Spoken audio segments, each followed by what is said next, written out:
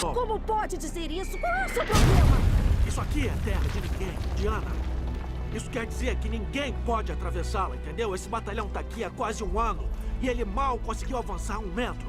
Porque lá, do outro lado, tem alemães com metralhadoras apontadas para cada metro quadrado daqui. Não tem como cruzar esse lugar, é impossível. Então o quê? Não faremos nada? Não, já estamos fazendo muito. Só que nós não podemos, Steve, salvar todo mundo nessa guerra. Steve. Não foi para isso que viemos até aqui. Après, Steve.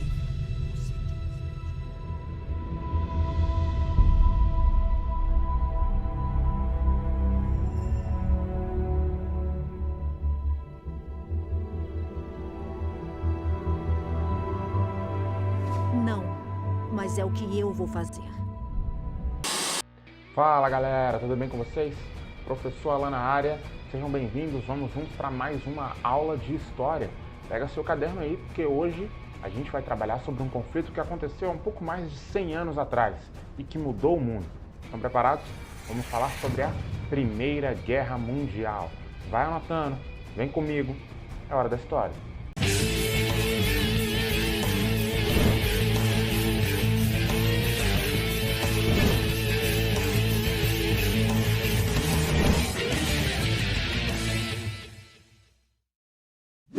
Galera, para início de conversa, você precisa entender que a Primeira Guerra Mundial foi um conflito imperialista. Como assim? Ele era fruto do capitalismo da época e fruto da disputa entre os impérios, da disputa entre as principais potências. Essa disputa é que vai gerar uma treta tão grande que a gente vai chamar de Primeira Guerra Mundial. Mas aí, você lembra quais eram essas potências? Vamos ver quem era. Antes de qualquer coisa, o que um país precisava ter para ser considerado uma potência no início do século XX? Indústrias, não é verdade? As principais potências do mundo na época eram as potências industrializadas. E aí na Europa, a maior potência industrializada que tinha, a gente viu no outro vídeo, era a Inglaterra. A Inglaterra foi o país onde se iniciou a Revolução Industrial, não é? A Inglaterra era uma grande potência industrializada, mas não era a única. Outra grande potência industrializada na Europa, quem era? A França. A França também é uma grande potência, cheia de colônia, não é verdade? Mas esses não eram os únicos, eram talvez os principais. Mas tinha um país novo, recém-unificado, que surgiu com uma grande meta, de se tornar a maior potência do mundo. Que país era esse? A Alemanha.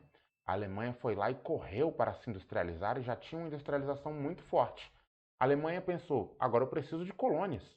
Tanto que é a Alemanha que organiza a Conferência de Berlim, lembra disso? Para tentar pegar umas colônias ali no continente africano. Conseguiu muitas? Nem tanto. Por isso que a gente já tem uma grande rivalidade na Europa. Que rivalidade era essa? Entre a Inglaterra e França, as maiores potências industrializadas, uma nova potência industrializada, a Alemanha. Essa treta aí vai aumentar entre elas. Mas essa nem era a única treta que tinha na Europa. A Europa, na verdade, antes da guerra começar, estava cheia de rivalidades. Era mais ou menos um barril de pólvora que poderia explodir a qualquer momento. E uma dessas grandes rivalidades, dessas grandes tretas, era ali na região dos Balcãs. Onde fica essa região? Aqui, ó. Região onde na época existiam todos esses países, a Sérvia, Montenegro, Romênia, Albânia, Bulgária, uma região bem complexa, em que todo mundo que mora ali se considera diferente, mas eles têm a mesma origem. São os chamados povos eslavos. Essa região era habitada pelos povos eslavos. Só que essa região não era uma potência na época. Até era considerada inferior. Como assim? Lembra que na outra aula a gente falou sobre teorias racistas que os europeus acreditavam? Que uma raça poderia ser superior à outra? Pois é, os europeus acreditavam que os eslavos eles eram inferiores aos outros brancos, aos outros povos europeus. E por não ser potência, eles não controlavam a si próprios. Estamos falando de uma época de neocolonialismo, de imperialismo, né? Outro país controlava eles. E principalmente, qual era o império que controlava a região dos Balcãs? O Império Austro-Húngaro. Sim, um país que existia ali na Europa Central, controlava politicamente o que acontecia em toda a região dos Balcãs e todos aqueles países. Só que lá dentro dos Balcãs, tinha uma galera que não gostava desse domínio. Era um chamado movimento pan-eslavista. O que era o pan-eslavismo? Era um movimento que defendia a unificação de todos os povos eslavos, sabe? Todos os países, todo mundo. Vamos juntar expulsar o Império Austro-Húngaro e fazer um único país só nosso, o país dos eslavos. Essa era a ideia do movimento pan-eslavista. Claro, o Império Austro-Húngaro não gostava desse movimento e considerava um movimento terrorista. Só que eles tinham apoio internacional, apoio de fora. Quem? O Império Russo. A Rússia, esse país que está de amarelo ali, eles olhavam de longe e apoiavam o movimento pan-eslavista. Diziam, olha, eu cuido de vocês, eu sou o pai do movimento pan-eslavista. Se precisar, estamos aqui. Claro que a Rússia também tinha interesse na região. Só que a gente já tem outra treta, não é? Do Império Austro-Húngaro contra o Império Russo. Do Império Austro-Húngaro contra a Sérvia e todos os países dos Balcãs. Ou seja, tem muita treta rolando na Europa e uma hora isso vai explodir. Como eu falei, a Europa era um grande barril de pólvora que poderia explodir a qualquer momento, não é? Pois é, essas rivalidades elas aumentaram para o que a gente chama de política de alianças. Como assim política de alianças? Cada país que tinha rivalidade com outro império não ficava sozinho na história. Começou a formar a sua panelinha, começou a formar a sua gangue, ao ponto que no início do século XX a gente tinha duas grandes alianças na Europa. A Tríplice Aliança e a Tríplice Entente. Anota quem é quem de cada uma delas ali que nós vamos ver no mapa. Vamos lá. De um lado nós tínhamos a Tríplice Aliança, liderada pela Alemanha. A Alemanha queria se tornar a maior potência, não é? É ela que monta a sua gangue primeiro, é ela que monta a Tríplice Aliança. Professor, por que tríplice? Porque a princípio ela é formada por 3 países. E quem são eles? A Alemanha, o Império Austro-Húngaro e chamaram a Itália para fazer parte. Itália era uma grande potência industrializada? Não. A Itália também era um país novo que tinha acabado de se reunificar há pouco tempo e queria se tornar uma potência. Queria novos territórios, queria novas colônias. Guarda essa informação que vai ser importante já já. Por outro lado, a Grã-Bretanha e a França não ficaram olhando essas alianças parados. Montaram também a sua gangue, a sua panelinha. É o que nós chamamos de Tríplice Entente. Essa galera que está de amarelo no mapa. Formados pela Inglaterra, a França e do outro lado chamaram o Império Russo. Ou seja, todas as peças nesse tabuleiro de xadrez estão posicionadas. Começou a guerra? Ainda não.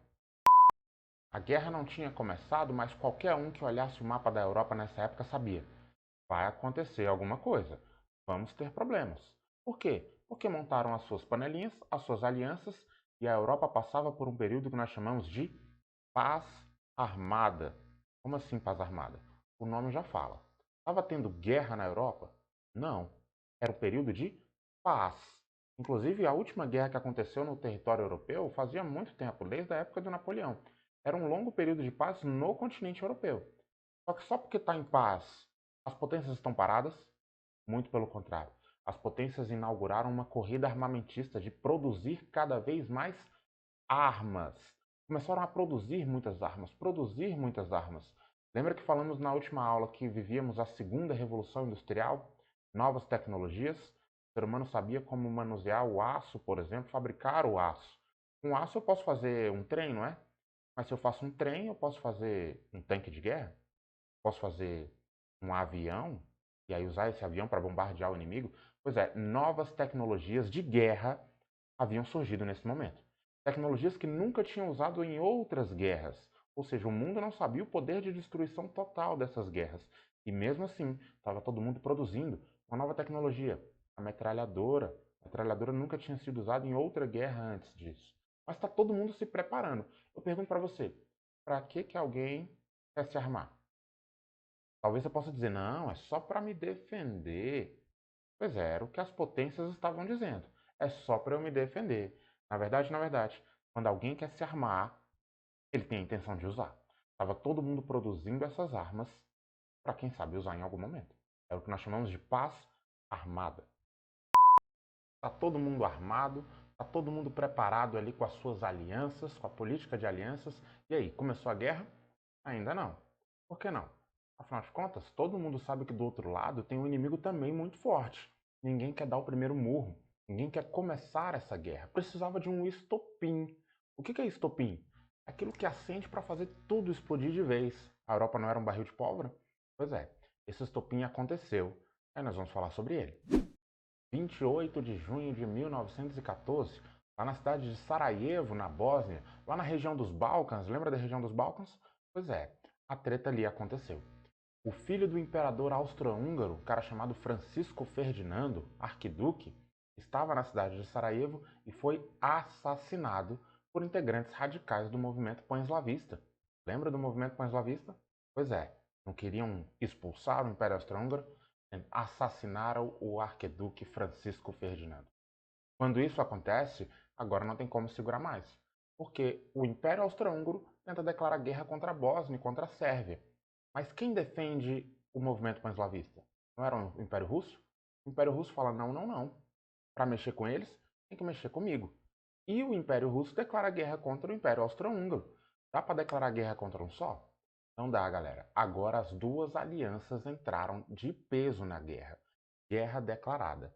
Então, qual é o marco inicial, qual é o estopim da Primeira Guerra Mundial? O assassinato do arquiduque Francisco Ferdinando. Mas pausa. O assassinato do arquiduque Francisco Ferdinando é o principal motivo da guerra?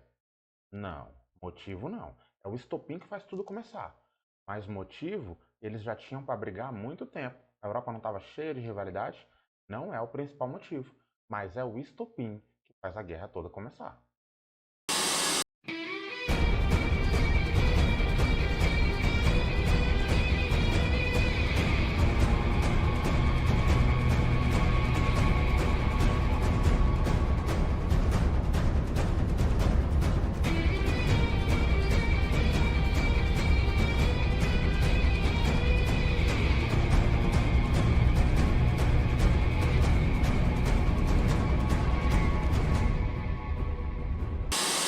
A Primeira Guerra Mundial também é conhecida como Guerra de Trincheiras. Por quê? Porque essa foi a principal e maior fase dessa guerra. Foi travada no interior das trincheiras. O que é uma trincheira? Consegue ver pelo desenho aí, não é? Eram buracos. Buracos que as tropas cavavam para delimitar o território. Até aqui a gente conquistou. Para lá fica difícil de ir. Então o inimigo não vai poder vir. Então aqui a gente marca a nossa posição. Aqui a gente marca o nosso território. E aí os soldados ficavam entrincheirados, ou seja, dentro desses buracos, dentro dessas trincheiras, às vezes por meses. As trincheiras eram quilométricas ao longo da Europa, ou seja, dava para andar por baixo delas durante muito tempo, durante um percurso muito longo. E aqui a gente tem algumas fotos originais da época da Primeira Guerra Mundial. Imagina como era a vida de um soldado dentro de uma trincheira, sem poder levantar. Se levantasse demais, o inimigo estava do outro lado, poderia atirar e você poderia ser morto. Então tem que ficar protegido esperando o momento certo de atacar. Às vezes as tropas levantavam, iam, tentavam algum ataque. Se desse certo, bem, cava uma nova trincheira. Se não, recua e volta para a sua trincheira.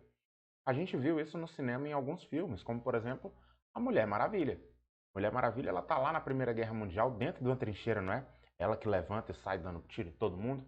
Pois é, mas recentemente também estava no cinema o filme 1917, que se passa quase todo dentro de uma trincheira. Ali você consegue ver bem como era a vida de um soldado na Primeira Guerra Mundial. Ei!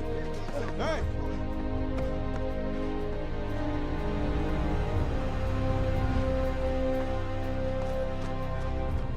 As seções 9 e 10 estão prontas! Vamos avançar! Ao primeiro disparo! Não diminuam! Se o seu companheiro cair, continuem! É para romper as linhas inimigas! Cadê o capitão? Está ali. Vamos voltar para o mapa. Como foi uma guerra de trincheiras, não houve muita movimentação de tropas, não houve muita conquista de território. Foi uma guerra meio travada, meio parada. Alguns conquistavam um pouco, depois recuavam, outros conquistavam outro.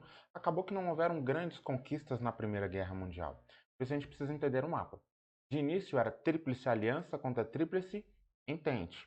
Mas assim que a guerra começa, outros países vão entrando nessa guerra também, ao ponto que não dá mais para chamar de tríplice. Por exemplo, percebe que a Sérvia já entrou ali de um lado, não é? E o Império Turco entrou do outro. Ou seja, já não é mais tríplice. Primeira Guerra Mundial, aliança contra Entente. Já que não tinham grandes movimentações e grandes conquistas, como é que essa guerra se decidiu? Se decidiu no que a gente vai chamar de vai e vem da Primeira Guerra Mundial. Vamos começar falando desse país aqui, a Itália. Itália era uma potência, gente? Não, a Itália não era uma potência, ela não era muito industrializada. Ela entrou nessa guerra para tentar se tornar uma. Ela queria colônias, ela queria territórios. Só que assim que a guerra começa, com mais ou menos um ano de conflito, ela percebe que essa guerra está pesada demais para ela. A Itália pensa: o que eu estou fazendo nessa guerra? Não, vou continuar não, está muito cara, está muito pesada, vou sair. A Itália decide sair do conflito. Só que em 1915 vem a Inglaterra e chega para a Itália: Itália, se você vier para o meu lado, a gente vai te dar umas colônias lá na África quando a guerra acabar. E aí, você quer? A Itália, que era da Aliança, resolve sair. E aí tem propostas da Entente para voltar. E agora, Itália? Vou para um, vou para outro. Vou para um, vou para outro. Em 1915, a Itália, que tinha acabado de sair da guerra, muda de lado, pula o muro. E agora faz parte da Entente. Já é o primeiro vai e vem da guerra. Então, para inaugurar aqui o nosso quadro de vai e vem da Primeira Guerra Mundial, em 1915, a Itália sai da Aliança e entra para a Entente. Falciane, essa Itália, não é? Pois é, mas talvez você esteja se perguntando: professor, essa guerra foi só na Europa? Só tinha países da Europa? Por que é guerra mundial se é só na Europa? Não, muita gente vai entrar ainda. Inclusive, vocês não estão sentindo falta de ninguém, não? Um país que também era industrializado, também era uma potência, não era da Europa e que adora uma guerra. Quem? Onde está os Estados Unidos? Será que os Estados Unidos não vai entrar nessa guerra, não? Vai, sim. A princípio, os Estados Unidos não queriam participar dessa guerra. Por quê? Porque não era interessante, não era lucrativo. Afinal de contas, se as grandes potências lá da Europa estão em guerra, ele vai ficar tranquilo na dele. As suas indústrias vão continuar intactas. As indústrias dos países lá vão sendo destruídas. A dos Estados Unidos estavam perfeitas, produzindo cada vez mais. E lá na Europa estavam precisando de produtos. Quem aí estava produzindo e estava doido para vender? Os Estados Unidos. Os Estados Unidos, a princípio, estava vendendo muito para quem estava na guerra, principalmente para a Inglaterra, o seu maior parceiro comercial. Vendendo e lucrando, ficando cada vez mais rico. Essa era a realidade dos Estados Unidos na Primeira Guerra Mundial, até 1917. Porque a Alemanha decide dizer: opa, quem é amigo dos meus inimigos é meu inimigo também. E os Estados Unidos negociavam muito com a Inglaterra, não é verdade? Pois é, em 1917, alguns navios americanos foram afundados, submarinos alemães. Agora não dá para ficar fora mais. O que aconteceu? Os Estados Unidos entram na Primeira Guerra Mundial. E aí, para isso, era necessário alistar muita gente. É disso que vem aquele famoso cartaz que você já deve ter visto em algum lugar. O tio Sam, representado por esse velhinho aí, dizendo: eu quero você, se junte no exército. Os Estados Unidos formam uma grande força militar para mandar soldados lá para a Europa para lutar na Primeira Guerra Mundial. Em 1917, os Estados Unidos vai à guerra. Vamos localizar os Estados Unidos no mapa. Ali estão eles, não é? Do outro lado do Oceano Atlântico. Pois é, os Estados Unidos enviam tropas para lutar na Primeira Guerra Mundial. Só que tem um detalhe: os Estados Unidos eram um país imperialista. Não na África e na Ásia, como foi a Europa que a gente viu na última aula, mas aqui na América do Sul, na América Central e tudo mais. Se um país imperialista como os Estados Unidos entra na guerra, é claro que aos poucos ele faz uma pressão para que os outros também entrem. E aí a gente pergunta: e o Brasil? O Brasil participou da Primeira Guerra Mundial? Será que o Brasil vai participar dessa festa? Sim, em 1917, meio que na rabeira dos Estados Unidos, o Brasil também entra nessa guerra. O que aconteceu? Navios brasileiros também foram torpedeados por submarinos alemães. Olha a capa desse jornal aí, ó, 26 de outubro de 1917, o Brasil na Grande Guerra. Torpedeamento do Macau, ou seja, um navio brasileiro chamado Macau foi torpedeado. Com isso, houve uma pressão popular e o Brasil declarou guerra contra a Alemanha. Dá para declarar guerra contra um só? Não, declarou guerra contra toda a aliança e entra também na guerra. Vamos ver no vai e vem? Vai e vem da Primeira Guerra Mundial. A Itália já tinha mudado de lado, não é? Em 1917, Estados Unidos da América entram para a guerra e entram do lado da Entente, ou seja, a Entente já vai ficando um pouquinho mais forte. Podemos colocar que o Brasil entrou ali também, mas a participação do Brasil, ela foi fundamental e decisiva para os rumos da guerra? Não. Na verdade, nós enviamos alguns barcos de apoio e alguns militares como médicos e enfermeiras para ajudar ao lado da Entente na guerra. Como soldados, a força não foi tão grande, mas o Brasil participou. Quem pesou mesmo ali foram os Estados Unidos. 1917 foi um ano que pesou bastante para essa guerra, porque não foi só os Estados Unidos que entra, outros eventos vão acontecer. E um deles, no poderoso Império Russo. Peraí, na Rússia em 1917 começa uma revolução. E é conteúdo desse bimestre. A chamada Revolução Russa, ou seja, começou uma bagunça dentro da Rússia. Será que o governo russo tem condições de lidar com uma revolução dentro e uma guerra fora? Não tem. Então, em 1917, a Rússia negocia com a Alemanha e se retira da guerra. Ela sai da guerra, ou seja, um a menos para o lado da Entente. Afinal de contas, eles tinham que tratar da revolução lá dentro. E isso a gente vai ver nesse bimestre. Olha como vai e vem, vai mudando, não é? Vamos lá. Vai e vem da Primeira Guerra Mundial. A Itália já tinha mudado de lado. Os Estados Unidos já tinham entrado, junto com vários outros. E agora, em 1917, o Império Russo sai da guerra. Muita coisa está mudando, não tá? Como já falamos, a Primeira Guerra Mundial foi uma guerra travada, meio paradona, dentro das trincheiras, não é? Ninguém conquistou o território de ninguém. Ninguém foi de fato invadido na Primeira Guerra Mundial. Mas chegamos em 1918, ou seja, 4 anos de guerra, e é uma guerra pesada para muita gente. Com muitos gastos, que envolve muita grana e que envolve muitas percas humanas também. Foi começando a ficar pesado para alguns países. Tanto que em 1918, alguns deles já não aguentam mais. Mesmo sem serem invadidos, eles saem da guerra. Estamos falando do Império Austro-Húngaro e do Império Turco. Podem ser considerados derrotados porque saíram dessa guerra completamente arrasados economicamente. Olha aí como vai e vem, vai começando a pesar para um lado. Vamos entender? Depois de todas as mudanças em 1918, tanto o Império Austro-Húngaro como o Império Turco saem da guerra. Sobrou quem lá, gente? Sobrou só a Alemanha. Mas peraí, a Alemanha não queria desistir. Ela está sozinha agora contra todas as principais potências do mundo. Dá para a Alemanha vencer essa guerra? Não dá. Lá dentro tinha gente que falava, não, nós vamos lutar até o fim, não fomos invadidos, não fomos derrotados no campo de batalha, vamos continuar. Só que tinha gente que já falava, não, já deu, tá pesado demais. Em 1918, a Alemanha, enfim, se rende e assina o armistício, ou seja, ela se rendeu, falou, tá bom, chega, não vou lutar mais nessa guerra, tudo bem, vocês venceram. Aqui dá-se o fim ao que nós chamamos de Primeira Guerra Mundial. Para completar o nosso quadro de vai e vem, depois de muitas idas e vindas de vários países, em 1918, finalmente a Alemanha assina a sua rendição. Lembrando, ela não foi invadida, ela não foi derrotada no campo de batalha, mas o governo foi lá e assinou a sua rendição, colocando um fim ao que nós chamamos de Primeira Guerra Mundial. É o fim e a derrota da aliança. Então, quem são os vencedores dessa guerra? Em teoria, a Entente, não é? Falta agora definir qual vai ser a punição aos derrotados dessa guerra. Em 1919, os países vencedores se reúnem lá na Conferência de Paris e assinam um documento chamado de Tratado de Versalhes. O documento é muito importante porque ele é que impôs as punições aos derrotados.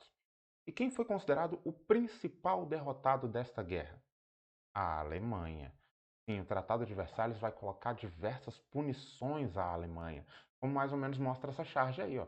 Traduzindo o que está escrito, o Tratado de Versalhes, o povo alemão deve pagar todos os danos aos civis por terra, mar e pelo ar.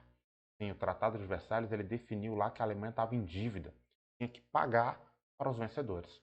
O Tratado de Versalhes dizia, entre outras coisas, que a Alemanha não poderia mais ter exército. Para que ter exército? Não pode ter exército, não pode ter marinha, não pode ter aeronáutica. O Tratado de Versalhes dizia que a Alemanha perdia todas as colônias que ela tinha. E ainda mais, diminuiu o território da Alemanha. Ou seja, a Alemanha foi humilhada pelo Tratado de Versalhes. É claro, lá dentro vai ter gente que não vai gostar disso. Lá dentro vai ter gente que vai começar a alimentar uma raiva e vai querer vingança lá na frente. Mas calma. Além disso, a Conferência de Paris e o Tratado de Versalhes definiram a criação do que nós chamamos de Liga das Nações. O que foi a Liga das Nações? Não foi uma Liga da Justiça. Foi uma organização criada para quê? Para garantir e manter a paz. Como assim? O mundo viu, depois do fim da Primeira Guerra Mundial, que essa guerra tinha sido pesada. Tinha sido diferente de todas as outras. Muitos mortos, mais do que nos conflitos anteriores. Eles olharam e pensaram, a gente não pode deixar que outra guerra como essa aconteça novamente. Para isso, vamos montar a Liga das Nações. O que vai ser a Liga das Nações? Ela vai impedir que os conflitos aconteçam. Antes de começar, ela vai intervir e vai falar, para com isso, não vai ter guerra. Lembra? Antes da guerra começar, não estava claro que teria uma guerra? Ninguém fez nada para impedir, não é? Pois é, a função da Liga das Nações era essa, impedir uma nova guerra. Aí eu pergunto para vocês, acham que a Liga das Nações conseguiu? Galera, essa foi a nossa aula sobre a Primeira Guerra Mundial. Espero que você tenha gostado e feito as suas anotações. Vou esperar, hein? Mas antes da gente encerrar, gostaria só de fazer uma comparação. A Primeira Guerra Mundial, ela matou muita gente. 17 milhões de pessoas morreram em 4 anos de conflito. O período que a gente vive hoje, ele é histórico e complicado. Em um ano já morreram no mundo mais de 2 milhões de pessoas, ou seja, é como se estivéssemos vivendo uma nova guerra mundial. Só que dessa vez, na pandemia do coronavírus. Só hoje que eu estou gravando, no dia que eu estou gravando, no Brasil já morreram quase 300 mil pessoas. Talvez você conheça alguém que tenha tido contato com esse vírus e que não tenha conseguido sobreviver. Por isso que eu digo, muito cuidado. As nossas aulas estão paradas, mas você precisa se cuidar, você e toda a sua família. Em casa, lave bem as mãos, use máscara. Eu espero ver vocês de novo quando tudo isso passar lá na escola. Tudo bem? Até mais, até a próxima aula.